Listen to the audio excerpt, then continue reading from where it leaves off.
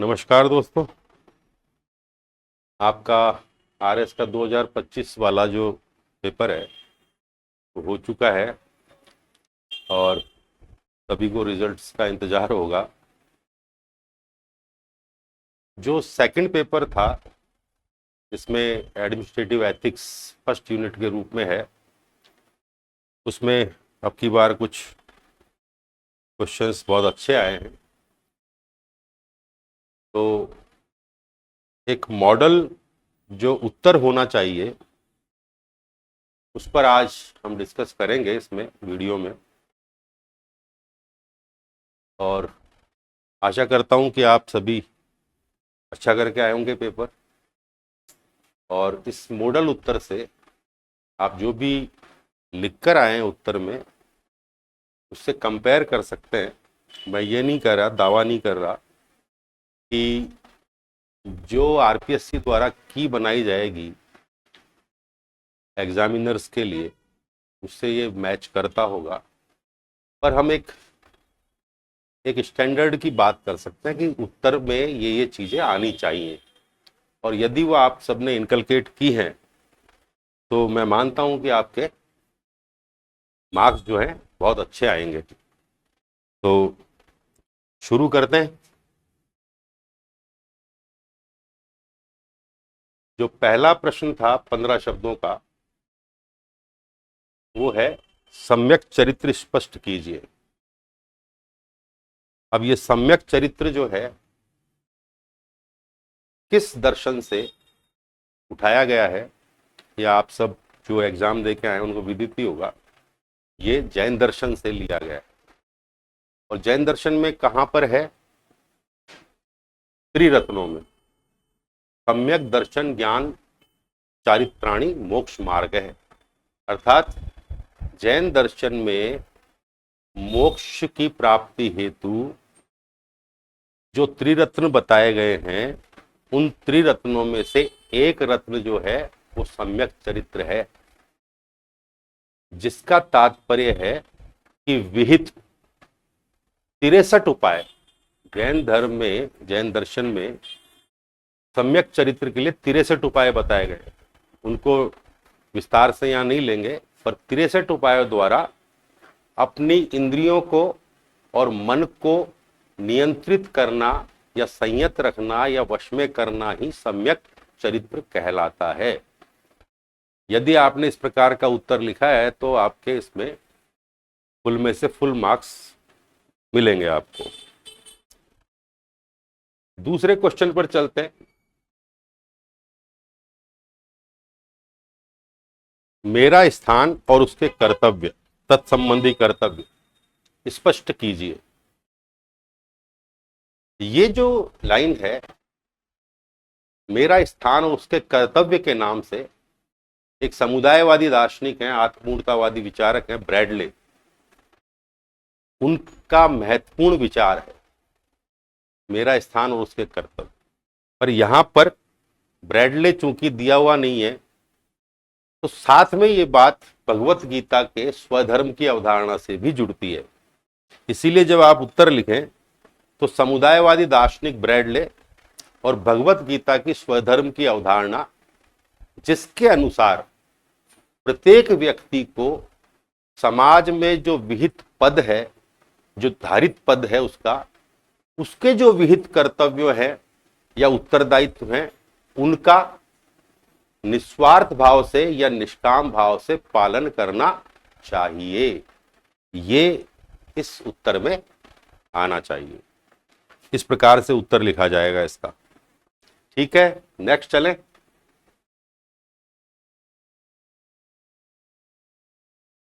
दुख निरोध मार्ग। दुख निरोध मार्ग महात्मा बुद्ध के दर्शन से, बौद्ध दर्शन से, जो 4 आर्य सत्य महात्मा बुद्ध ने बताए हैं, दुख, दुख समुदय, दुख निरोध और दुख निरोध मार्ग, ये 4 आर्य सत्यों की चर्चा महात्मा बुद्ध करते हैं। उन 4 आर्य सत्यों में से जो अंतिम आर्य सत्य है दुख निरोध मार्ग, उसको अष्टांगिक मार्ग भी कहा जाता है। जिसके 8 अंग हैं, सम्यक दृष्टि, सम्यक संकल्प, सम्यक वाक, सम्यक कर्मांक, सम्यक आजीव, सम्यक व्यायाम, सम्यक स्मृति और सम्यक समाधि। कैसे लिखना था कि बुद्ध द्वारा प्रतिपादित 4 आर्य सत्यों में से अंतिम आर्य सत्य जो कि अष्टांगिक मार्ग है, जिसके 8 अंग है, और इन 8 अंगों के नाम लिख देने थे। ठीक है, इस प्रकार से इसका उत्तर लिखा जाना था। ये देखिए, ये जो प्रश्न है सद्गुण, तो माध्य के रूप में स्पष्ट कीजिए। Explain virtue as a mean. ये थोड़ा सा कंफ्यूज करने वाला प्रश्न था, क्योंकि साधन के रूप में भी हम सद्गुण की यहां पर बात कर सकते हैं, पर पूछने वाले का जो मंतव्य मुझे जहां तक लग रहा है, वो अरस्तु के सद्गुण संबंधी सिद्धांत को पूछना चाह रहा है। सद्गुण को माध्य के रूप में, मतलब मीन के रूप में, अर्थात 2 अतिवादों के बीच की स्थिति है सद्गुण, उसका मीन है। यदि साधन के रूप में पूछता तो शायद वो वर्ड यूज करते मीन्स, पर मीन यूज किया है, इसका मतलब माध्य शब्द है। तो अरस्तु की जो सद्गुण संबंधी अवधारणा है, उसमें अरस्तु ये मानते हैं कि सद्गुण 2 अतिवादों के बीच की स्थिति है। जैसे साहस जो है, साहस नाम का जो सद्गुण है, वो दुस्साहस और कायरता के बीच की स्थिति साहस है, उसका माध्य साहस नामक सद्गुण है। तो 2 अतिवादों के बीच का जो माध्य होता है, उसको सद्गुण कहा जाता है। ऐसे ही अत्यधिक क्रूर व्यक्ति है या अत्यधिक दयालु व्यक्ति है, दयालुता जो है उन दोनों के बीच की स्थिति। ऐसे ही एकदम मूर्ख व्यक्ति है या बहुत अधिक तार्किक व्यक्ति है, तो अत्यधिक तार्किकता या अत्यधिक मूढ़ता के बीच की स्थिति क्या है? विवेक। या अत्यधिक अत्याचार, शोषण या बहुत अधिक न्यायप्रिय, उसके बीच की स्थिति क्या है? न्याय है। तो यहां पर जो पूछने चाह रहे हैं वो अरस्तु की सद्गुण संबंधी अवधारणा को पूछना चाह रहे हैं कि सद्गुण एक माध्य के रूप में अरस्तु मानते हैं, जो 2 अतिवादों के बीच की स्थिति है। उसमें एक उदाहरण हम लिख सकते हैं, जैसे साहस, कायरता और अत्यधिक दुस्साहस के बीच की स्थिति को कहा जाता है। ठीक है, इसका उत्तर इस प्रकार से लिखा जाना था। इसके बाद एक और क्वेश्चन बहुत अच्छा है, नैतिक नियतिवाद को स्पष्ट कीजिए। अब आपने नियतिवाद सुना होगा, यहां पर वर्ड समझने की बात है। डिटर्मिनिज्म, और डिटर्मिनिज्म को देखते ही आपके क्या आता है कि सब कुछ नियत है, सब कुछ पहले से नियत है। पर मैं आपको बताऊं कि फिलॉसफी में, एथिक्स में एक वर्ड और होता है, फैटलिज्म। तो फैटलिज्म से इसको कंफ्यूज नहीं किया जाना चाहिए। फैटलिज्म वो अवधारणा है, दैववाद या भाग्यवाद, जो सब कुछ को नियत मानती है, आपके सोचने को, समझने को, करने को, एवरीथिंग पहले से डिटरमिन है, नियत है। ये फैटलिज्म है।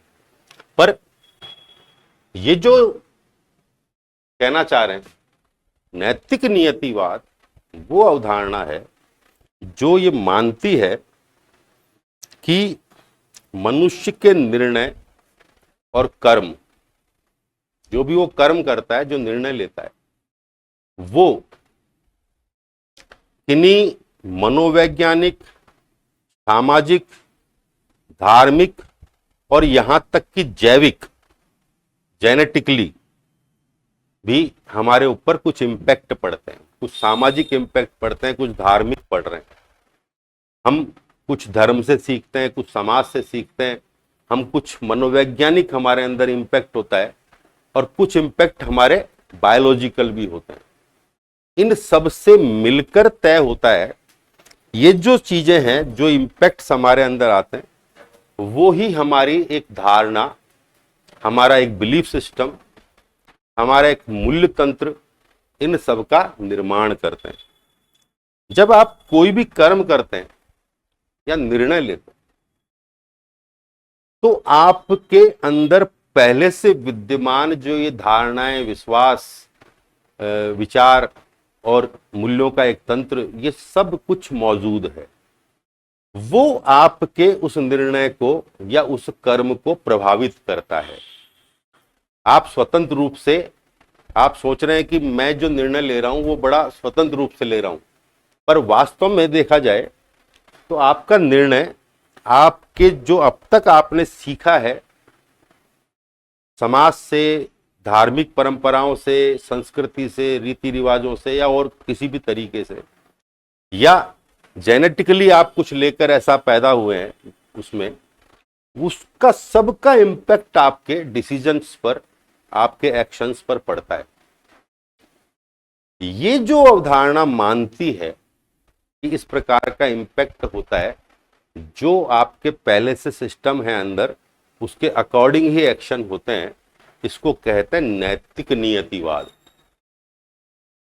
इसको कहते हैं नैतिक नियतिवाद।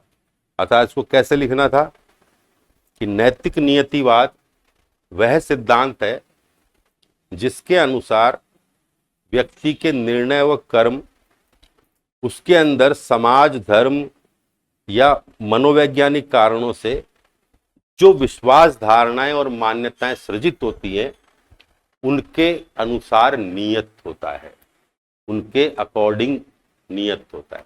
ये नैतिक नियतिवाद है। ठीक है, ये 5 प्रकार के आपके 5 जो छोटे वो थे,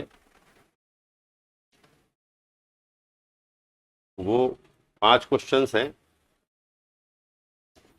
इसके बाद 50 शब्दों वाले क्वेश्चन शुरू होते हैं। छठा क्वेश्चन जो आया 50 शब्दों वाला, वो था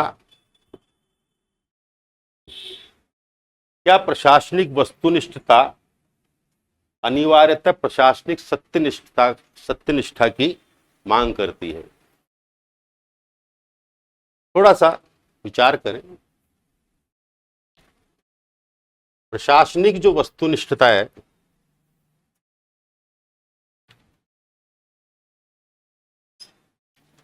और एक है प्रशासनिक सत्यनिष्ठा की पूर्व शर्त है। प्रशासनिक वस्तुनिष्ठता का क्या तात्पर्य है, पहले यह लिखना है कि अर्थात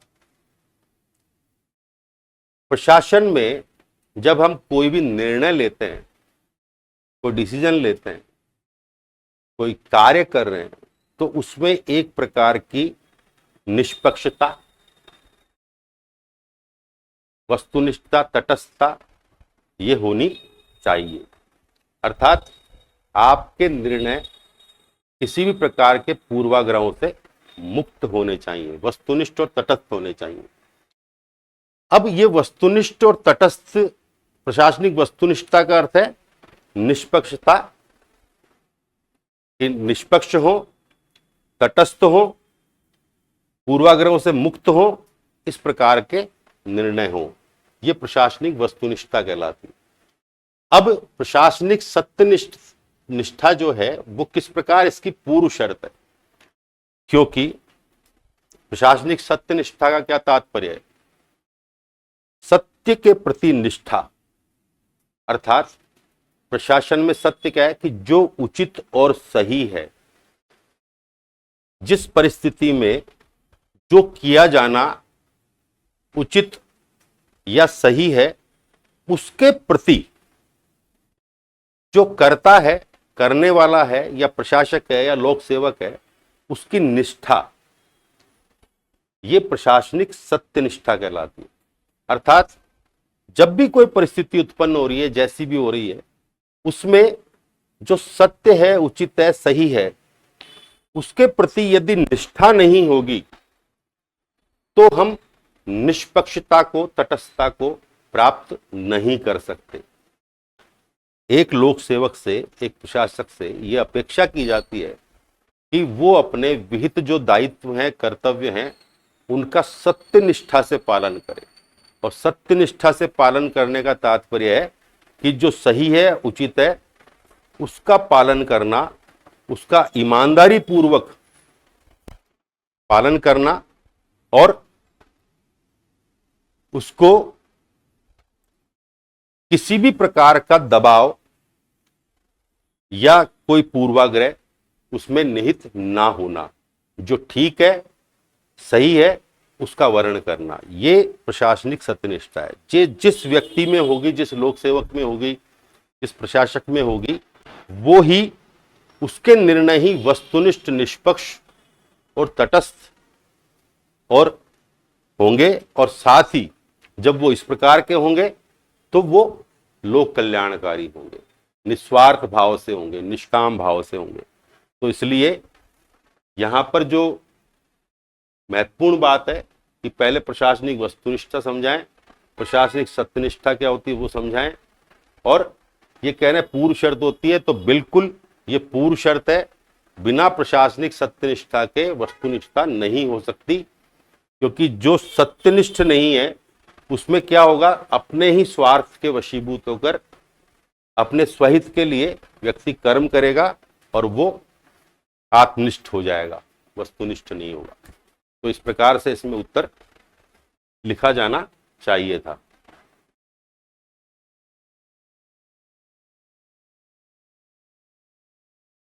नेक्स्ट है, औपचारिक शिक्षा अथवा सामाजिक अंतर्निवेशन, इनमें से किसका प्रशासन के निर्माण में अधिक महत्व है? ये थोड़ा सा शायद कोई शब्द रहे, उत्तम प्रशासन के निर्माण में, ऐसा है उसमें। हाँ, उत्तम प्रशासन के निर्माण, क्योंकि औपचारिक शिक्षा और सामाजिक अंतर्निवेशन, इसको समझने की बात है। ये जो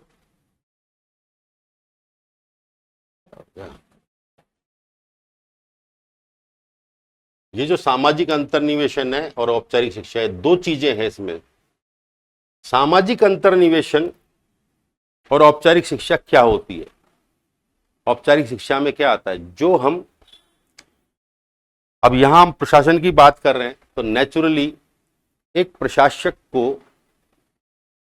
किस प्रकार की शिक्षा दी जाती, किन किन चीजों की शिक्षा दी जाती, क्या क्या उसको जानना होता है, जो कि एक प्रशासक के लिए आवश्यक होता है। जैसे संविधान का ज्ञान है, कानून है, विधि है, नियम है, विनियम है, प्रक्रियाएं हैं, और आजकल वो तकनीक है जिनके थ्रू सब काम होता है, और विभिन्न प्रकार के और कानून हैं जिनकी उसे जानकारी होनी चाहिए। तो अब आप देखेंगे कि ट्रेनिंग्स में वो सब चीजें सैद्धांतिक रूप से बताई जाती हैं, और यही कहीं पर प्रैक्टिकल का कोई पार्ट होता है तो वो भी करवाया जाता है। तो वो औपचारिक शिक्षा में आती है। पर यहां क्या कह रहे हैं कि सामाजिक अंतर्निवेशन, इनमें से किसका उत्तम प्रशासन में अधिक योगदान है, किसका अधिक महत्व है? तो एक प्रशासक को, मान लीजिए, कानून, उसकी प्रक्रियाएं, जो भी नियम विनियम और अदर जो कानून है, सब का उसको ज्ञान, बहुत अच्छे से ज्ञान, और वो उनके अकॉर्डिंग कार्य कर सकता है। तार्किक दृष्टि से, बौद्धिक दृष्टि से एक उत्तम प्रशासक, अच्छा नॉलेजेबल है।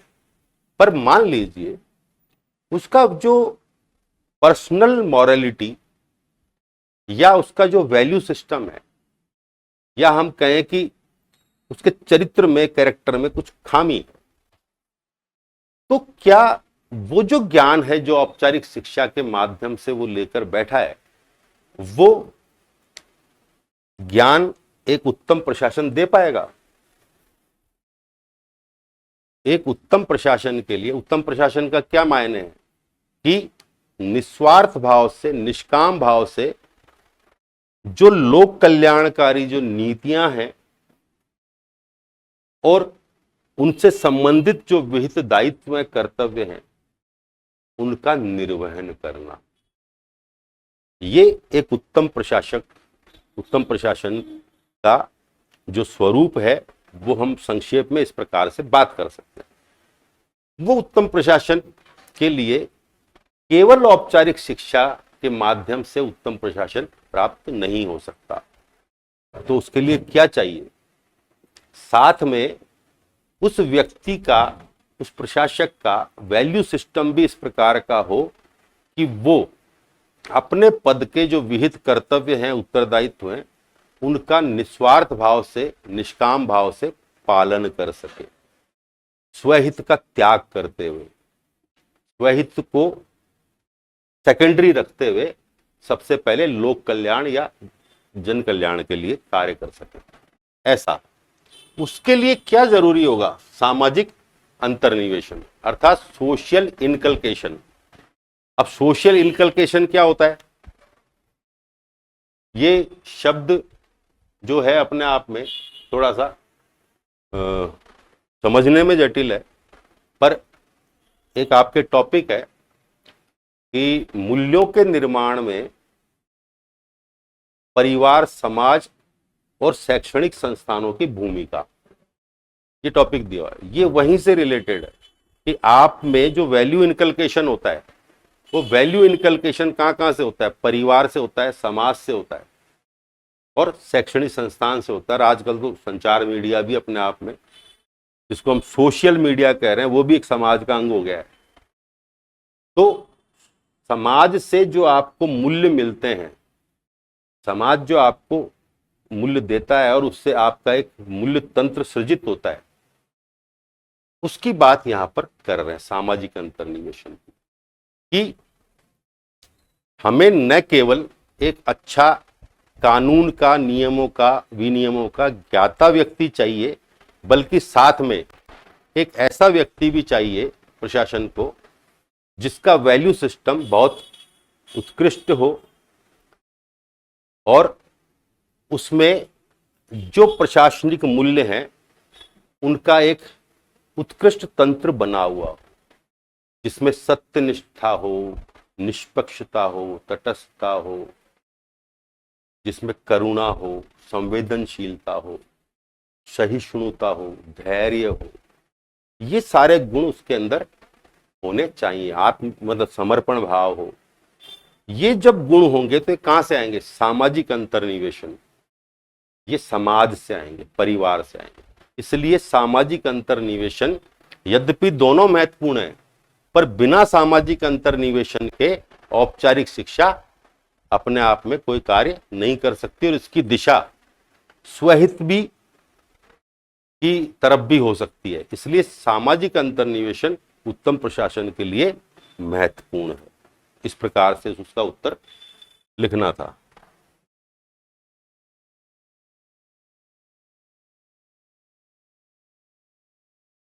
अब आप देखिए, इस बार का जो पेपर आया है वो मतलब मुझे अच्छा लगा थोड़ा सा, क्योंकि पहले बहुत सीधे सीधे प्रश्न पूछ लिया करते थे, तो जो विद्यार्थी हैं उनका दिमाग मतलब केवल रट के चले गए और काम कर लिया, ऐसा पेपर अब की बार नहीं है।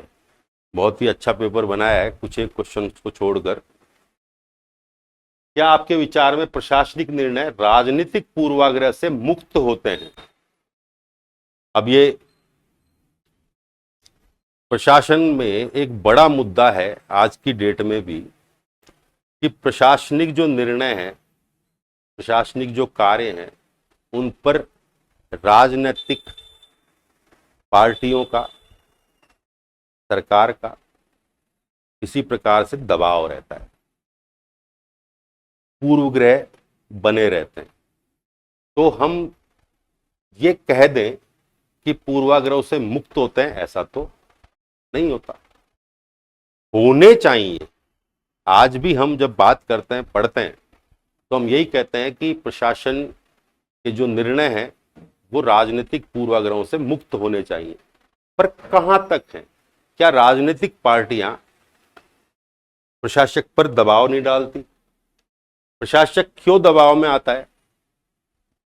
कि एक तो राजनीतिक पार्टी की तरफ उसका अपनी टेंडेंसी हो सकती है, उसका एटीट्यूड हो सकता है कोई पॉलिटिकल स्पेशल, इस वजह से भी हो सकता है, या फिर उसको सदैव अपने ट्रांसफर पोस्टिंग का खतरा बना रहता है, या फिर कोई और निहित स्वार्थ हो सकता है, या उसका जो वैल्यू सिस्टम है वो बहुत कमजोर हो सकता है, तो दबाव में आ सकता है। तो राजनीतिक पूर्वाग्रहों से पूर्णतया मुक्त नहीं होते, और ये डिपेंड करता है कि कौन अधिकारी है, कौन लोक सेवक है जो निर्णय ले रहा है, और उसके निर्णय राजनीतिक पूर्वाग्रहों से मुक्त होंगे या नहीं होंगे। यदि उस लोक सेवक का वैल्यू सिस्टम जो है, जो उसके एडमिनिस्ट्रेटिव वैल्यूज हैं, यदि वो मजबूत है, उसका वैल्यू सिस्टम मजबूत है, उसका कैरेक्टर मजबूत है, तो उसके निर्णय राजनीतिक पूर्वाग्रहों से मुक्त होंगे। और यदि वो मजबूत नहीं है और कहीं वो अपने स्वहित को प्रायोरिटी पर रख रहा है, तो उसके निर्णय राजनीतिक पूर्वाग्रहों से युक्त होंगे। तो इसमें दोनों ही बातें हैं कि वो डिपेंड करता है कि लोक सेवक किस प्रकार का है, उस पर निर्भर करेगा कि राजनीतिक पूर्वाग्रहों से निर्णय मुक्त होते हैं या युक्त होते हैं। ठीक है, इस प्रकार से इसमें उत्तर देना था।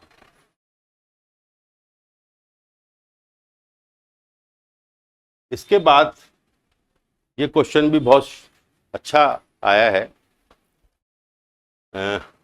R.W. एमर्सन का, कि गहन नैतिकता के अभाव में उच्च नागरिकी संभव नहीं है, चाहे वह इस नाम से न भी जानी जाती हो।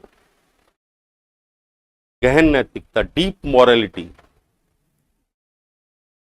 मॉरलिटी के बिना हाई सिविलिटी पॉसिबल नहीं है।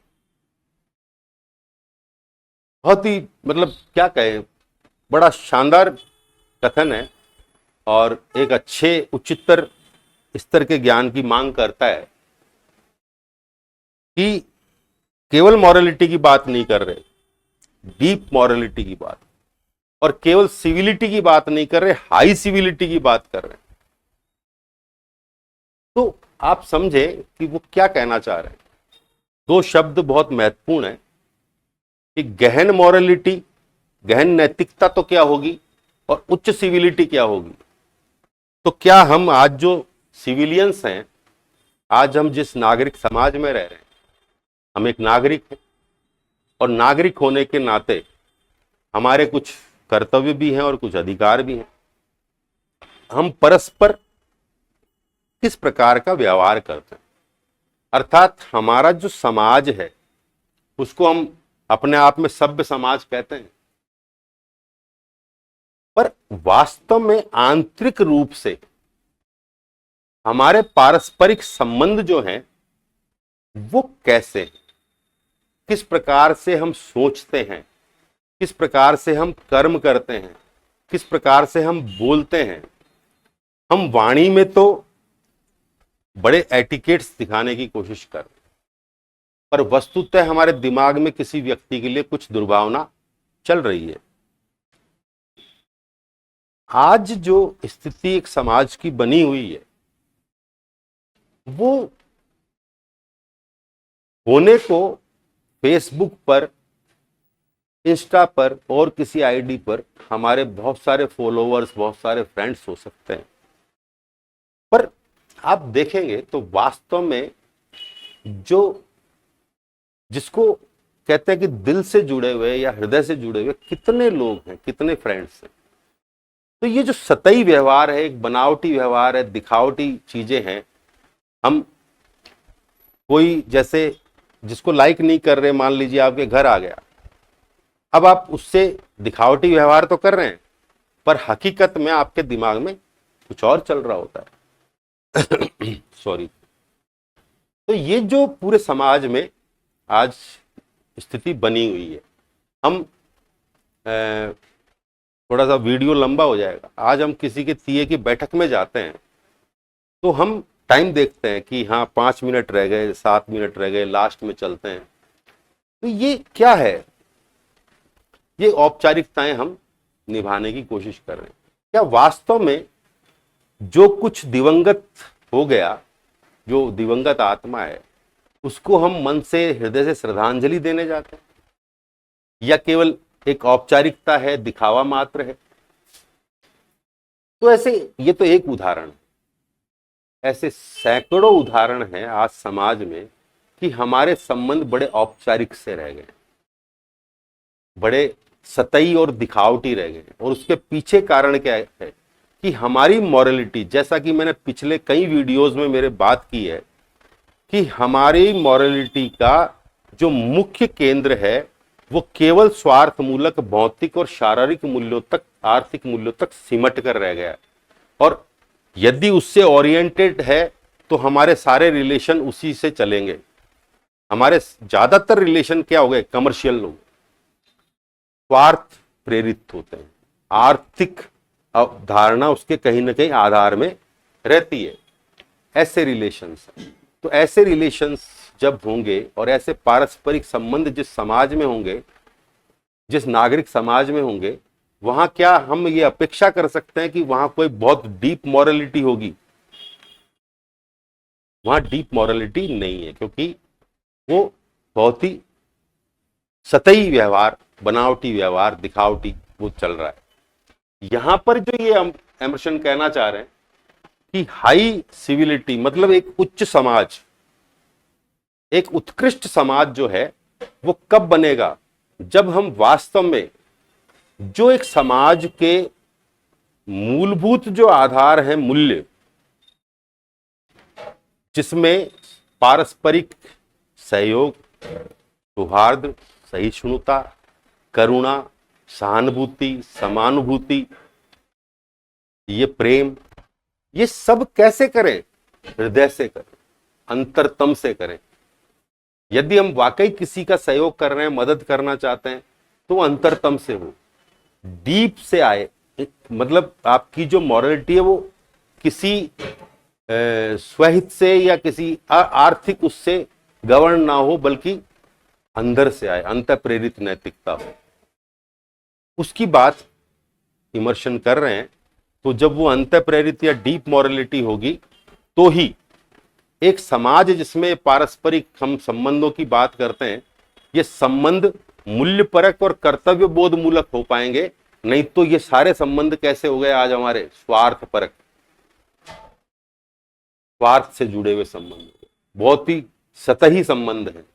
इसलिए एक उच्च समाज तभी संभव है जब डीप मॉरलिटी हो, अर्थात हम जो भी कर रहे हैं, हम अपने नागरिक होने का, व्यक्ति होने के जो हमारे कर्तव्य हैं और जिन मूल्यों का, जो जुड़े हुए मूल्य हैं उससे, उनका पालन अपने अंतरतम से कर रहे हैं, तब जाके एक उच्च नागरिकी संभव है। उसके बिना उच्च नागरिकी या एक उत्कृष्ट समाज संभव नहीं है। ठीक है, इस पे इस प्रकार से उत्तर लिखा जाना चाहिए था।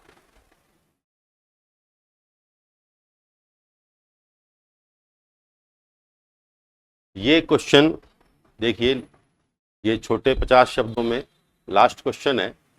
सुखवाद किस प्रकार विरोधाभासी हो सकता है? चर्चा कीजिए। अब आपने उपयोगितावाद पढ़ा होगा। उपयोगितावाद में आपने बेंथम, मिल और सिज्विक को पढ़ा होगा। तो यहां पर जो है ये उपयोगितावादी विचार है, जहां पर पैराडॉक्स ऑफ हीडोनिज्म कह रहे हैं। इसका क्या मतलब है कि सुखवाद का विरोधाभास, जितना अधिक हम सुख को पाने की कोशिश करते हैं, प्रयास करते हैं, उतना ही सुख जो है, प्लेजर जो है, हमसे दूर होता जाता है। जितना हम सुख को पाने की कोशिश करेंगे, प्रसन्नता को पाने की कोशिश करेंगे, उतना ही वो हमसे दूर होती जाएगी। कैसे? जैसे यहां पर जो ये कहना चाह रहे हैं, विरोधाभास तो यह है कि हम जितना पाते हैं उतना ही वो दूर होता जाता है।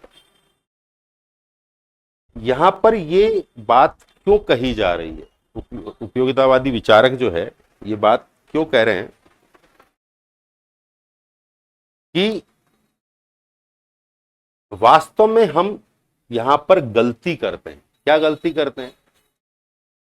कि हम ये चाहते हैं कि मुझे किस चीज से खुशी मिलेगी,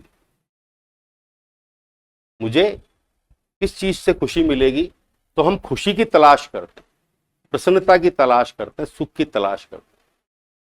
तो और जब हम वो करते हैं तो वो सुख क्या होता है, जैसे ही मैंने अनुभूत किया उसके बाद वो उदासीनता में बदल जाता है और बाद में वो दुख में बदल। फिर मैं क्या करता हूं, दूसरे सुख की तलाश में जाता हूं। तो जितना मैं सुख के पीछे भागता हूं, सुख मुझसे उतना ही दूर होता चला जाता है। इसका कारण क्या है? ये विरोधाभास क्यों है? क्योंकि हम जिसको उद्देश्य बना रहे हैं वो उद्देश्य ही अपने आप में गलत है। यहां पर सिज्विक जो है वो ये कहते हैं कि आपको सुख को उद्देश्य नहीं बनाना चाहिए, बल्कि आपका उद्देश्य कुछ और होना चाहिए। जैसे कि मैं ऐसा कौन सा कार्य करूं जिससे मुझे प्रसन्नता मिले, जिससे मुझे सुख मिले। अर्थात सुख उस कार्य के फलस्वरूप उत्पन्न होने वाली अनुभूति है, न कि हम सुख को सीधे अपना जीवन का उद्देश्य बनाएं, बल्कि हम वो कार्य करें जिससे सुख जो है अंततः उसके परिणाम स्वरूप उत्पन्न होता है। इसलिए यहां पर सिज्विक क्या कहना चाह रहे हैं कि जो सुख के पीछे भागता है उससे सुख दूर हो जाता है, और जो कोई ऐसा कार्य करता है कि जिसको उस कार्य करने में अंततः क्या होती है, आनंद की या प्रसन्नता की अनुभूति होती है, तो सुख जो है स्वतः ही उस कार्य को करने से या ऐसा कोई उद्देश्य बनाने से जिसका परिणाम अंततः जाके सुख होगा, सुख मिल जाता है। तो यहां पर जो समझाने वाली बात है वो यही थी कि सुखवाद किस प्रकार विरोधाभासी हो सकता है। अर्थात यदि हम सुख के पीछे भागेंगे निरंतर तो सुख क्या होगा, हमसे दूर होता जाएगा। इसलिए सुख को जीवन का उद्देश्य न बनाकर किसी और कार्य को जीवन का उद्देश्य बनाए या अपना उद्देश्य बनाए तो उसके परिणाम स्वरूप फिर सुख की प्राप्ति होगी। तो इस प्रकार से इस उत्तर को लिखा जाना था, और ये आपके 10 प्रश्न।